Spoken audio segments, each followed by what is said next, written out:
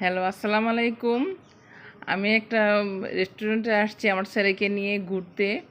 খুবই সুন্দর, অনেক সুন্দর পরিবেশ। আমার দেখে অনেক ভালো লাগছে, মন ভালো লাগার মতো একটা পরিবেশ। আপনারা চাইলেও আসতে পারেন। আমরা প্রথমে গেলাম, ছবি তুললাম, ভিডিও করলাম, তারপরে কিছু টিকটক করলাম। তারপরে আমরা হাঁটলাম, হেঁটে সব দেখলাম।